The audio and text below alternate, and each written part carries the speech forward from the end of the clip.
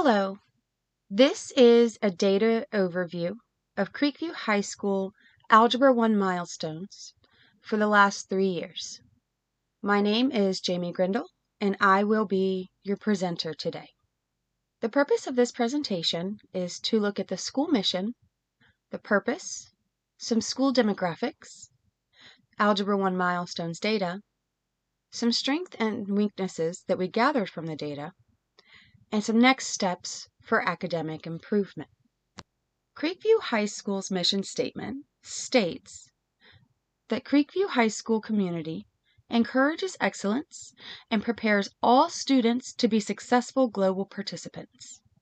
The goal of Creekview High School is for teachers to utilize instructional strategies that through research are proven effective in the classroom and for the administration to monitor usage of these instructional strategies. The purpose of this data overview is to look at some school demographics. So we will identify the demographics for students and teachers.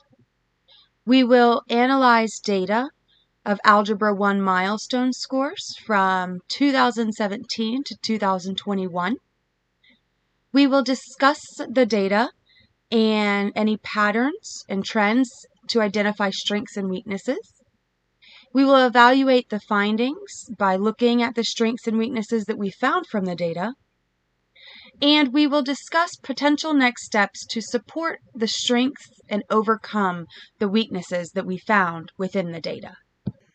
We are going to look at student demographics for the school years of 2017 to 2018, 2018 to 2019, and 2020 to 2021. Now, the total enrollment over those 3 years went from 2073 in 2017-18 down to 2070 in 2018-2019, but it went up to 2,176 by 2020-2021. If we look at the student demographic breakdown by race and ethnicity, we will see that all 3 years the school is predominantly made up of white students. There is a small population of Hispanic students, with an even smaller population of Black, multiracial, and Asian students for all 3 years. Now, while there doesn't seem to be much diversity in Creekview High School when it comes to race or ethnicity, we will see that by gender, it is almost 50-50 for all 3 years. We'll see in 2020-2021, there's the largest gap between female and male students, but even that gap is less than 10%. If we look at our demographics by different subgroups, then we'll see that although about 8 to 9% of our student population is Hispanic, only 1% for all 3 years were English language learners and eligible for ELL services. We will also see that for all 3 years, our students with disabilities percentage stayed very close to the same, between 9.4 to 9.9%, so a little less than 10% for all 3 years.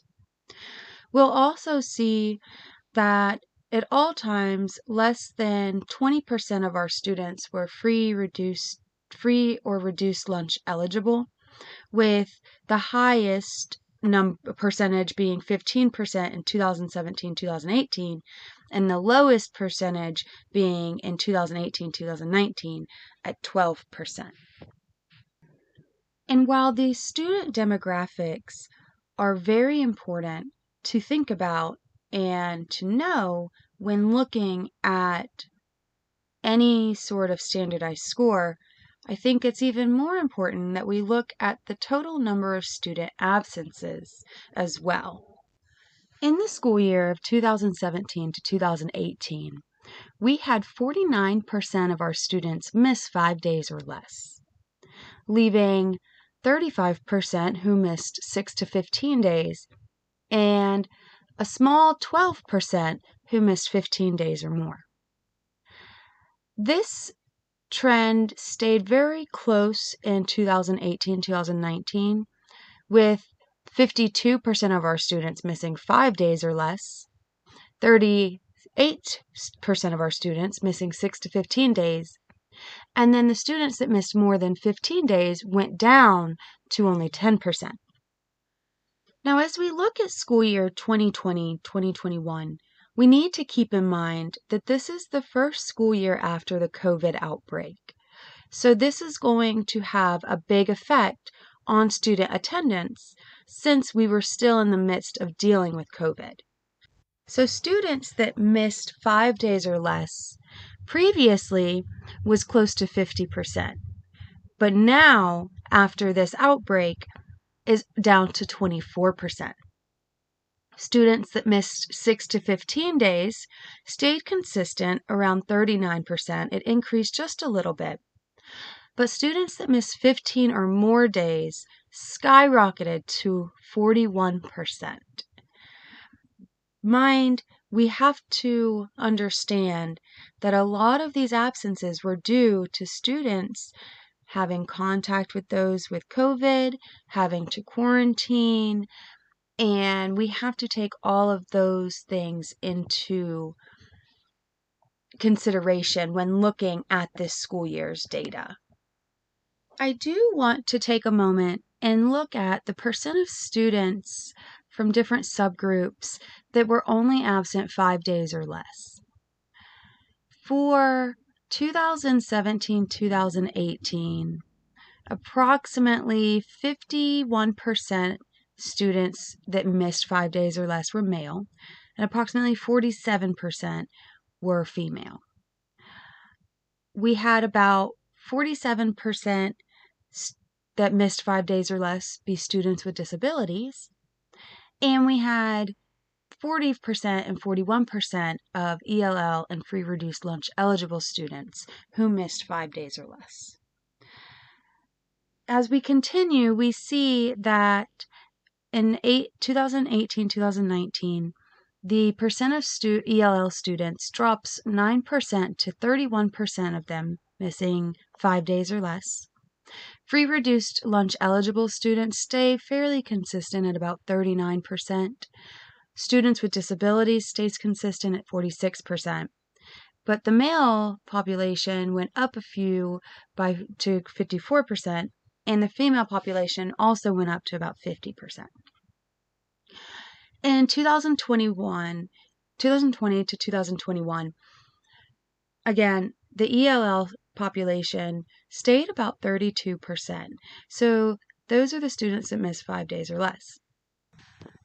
And we'll see that of the male population, 25% missed 5 days or less. And of the female population, 23% missed 5 days or less. So these went down drastically after the COVID outbreak. I want to come back around and look at free reduced lunch eligible and students with disabilities. We saw that in 2017 to 2019, these percentages stayed pretty consistent between free reduced lunch going from 41% to 39%, and students with disabilities staying right there at 47%. The free reduced eligible students that missed 5 days or less went down to 26%. And the students with disabilities went down to 29%. So this is telling us that a lot more students across all subgroups are missing more school. But again, we need to keep in mind that this is the year after the COVID outbreak. Now that we've looked at the student demographics, let's look at some teacher demographics for these 3 years as well. As we look at this teacher population for those 3 years, we'll see that it went from 117 to 118 teachers, and then down to 114 teachers after the COVID outbreak. Since these numbers were so close and all of the subgroups stayed pretty consistent throughout. I took the average of all 3 years to get the demographics of the teachers. As you can see, Creekview has a predominantly female faculty at 62% female and 38% male. We can also see that just like with the student demographic of race and ethnicity, the teacher demographic of race and ethnicity is also very undiverse, with 96% of the population being white, 1% of the population being Asian, 1% being Black, 1% being Hispanic, and 1% being Native American. Now, the years of experience do vary. 2% taught more than 30 years. 21% have taught between 21 and 30 years. 34% have taught between 11 and 20 years. Majority were 39% of teachers have been teaching 1 to 10 years. And then 4% of teachers were in their first years. Now let's look at the milestone scores for 2017 and 2018. As you can see, we have the scores for Creekview High School, Cherokee County, and for the state of Georgia. Creekview High School has less beginning learners than the county and state, which is great, but we also had less distinguished learners as well. There were more developing and proficient learners at Creekview over the state and the county, which shows that Creekview is doing better than the county and state overall, but with the distinguished learners being the least amount out of the 3, we do have some areas of improvement. So in 2018 and 2019, we can see a big achievement on Creekview's part. The percent of proficient learners was more than 10% over county and state. But we still had the smallest percent of distinguished learners. While we did have a huge growth in proficient learners, our distinguished learners didn't really move. Our developing learners were less because they were moving up to proficient learners, as well as our beginning learners were less because they were also moving up to proficient learners. But again, there's still room for improvement. Now, for 2020-2021, we will see that Creekview High School scores drastically declined. The proficient learners went down more than 20%, and distinguished learners went down more than 7%. While this is concerning, we need to keep in mind that this is the year after the COVID outbreak. The county and state percentages also declined in these areas as well. So we can see the trend and the pattern of how COVID did affect student learning and academic achievement. If we look at the 3-year comparison for Creekview High School, we can see that in 2018-2019, the second year of data we're looking at, student achievement increased drastically when looking at the proficient learners. We went from 29% to 50% proficiency, while our beginning learners went down from 27% to 10%. Again, this is a huge improvement. But as we start looking at that last year, 2020 to 2021, we see that proficient learners went down by more than 20%, and our beginning learners went up by more than 10%. We have to keep in mind that this is when COVID hit, and we have to understand that our improvement regressed drastically, and now we need to prepare for gaps in knowledge in the future and how to remediate those. Looking at some patterns of strengths and weaknesses.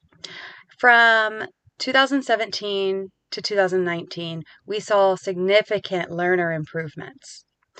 We also saw that student misconceptions and needs were addressed because we were able to see that growth in proficiency. A couple of weaknesses that we could see from the data is that student-centered learning was neglected after COVID. We can see this because the numbers went down drastically. And creating learner autonomy amongst students. We also can see this because of COVID. For areas of academic improvement, the main two areas I saw for academic improvement would be learner autonomy and student-centered learning. Learner autonomy has never been a strong suit for Creekview, but by creating these autonomous learners, this is going to help such a regression in learning if students are ever required to go virtual again due to some sort of crisis, such as the COVID pandemic. And due to COVID, there are gaps in student knowledge that are going to be different for each individual. Student-centered learning needs to be improved to address these gaps for the students. The next steps are we need to address the weakness at hand. We need to address the current weakness and brainstorm ideas together on how to best alleviate the weakness based on what is best for the student needs, whether this be learner autonomy or student-centered learning. We then need to model the strategies. We need to model the agreed upon strategies to implement in the classroom and then enhance the strategies as needed. We need to implement the strategies that we've modeled to evaluate student growth and progress. And then finally, we need to reflect on the strategies. We need to reflect on the student growth and how to make these strategies more effective to address the weakness at hand.